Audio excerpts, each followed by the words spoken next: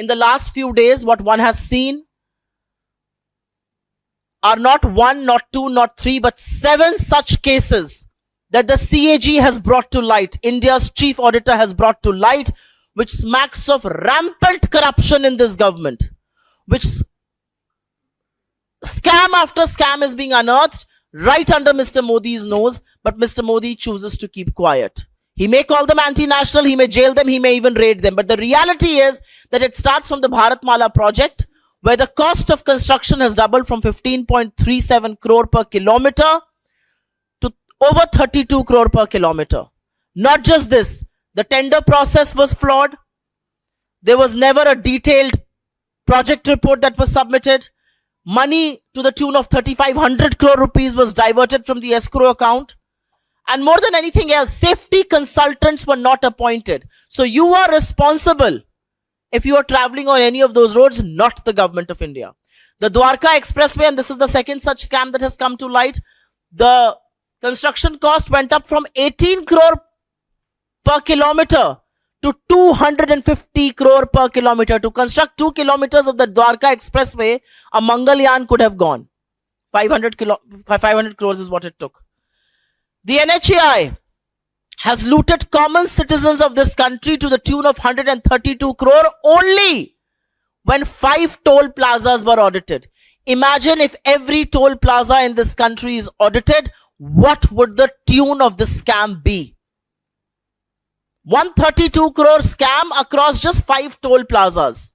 Because of concession agreements, there's another hit of about 135 crore to the exchequer.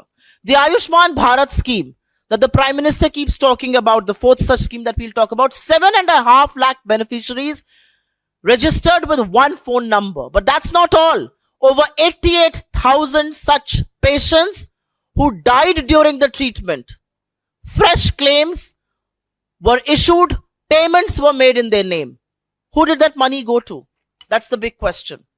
The Ayodhya Development Project. We all know what happened with land deals, how they was bought at peanuts and then sold at high prices to the trust. But we now are discovering that the Ayodhya Development Project is also riddled with scams.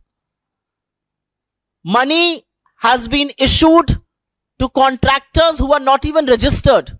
There's GST payment that's coming their way. Who are these people? What are they doing? How come the bidders, the tendering process is so flawed?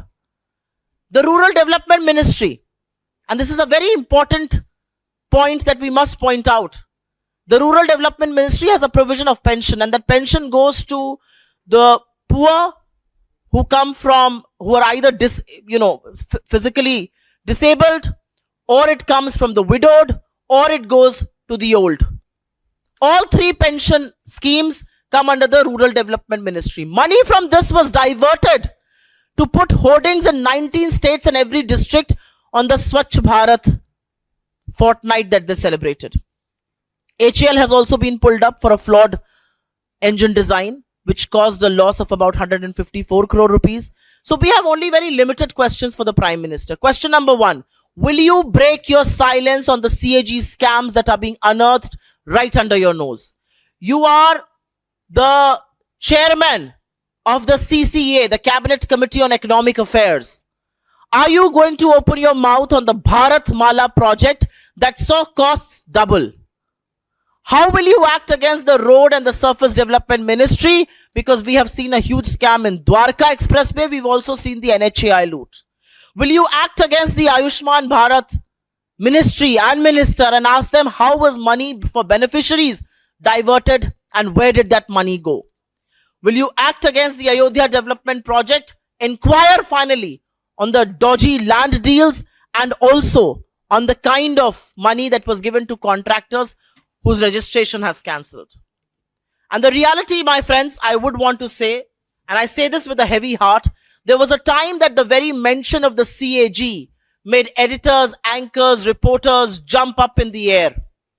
Maybe with glee, but they asked questions. It's another story that some of those CAG reports have come to be absolutely false and politically motivated.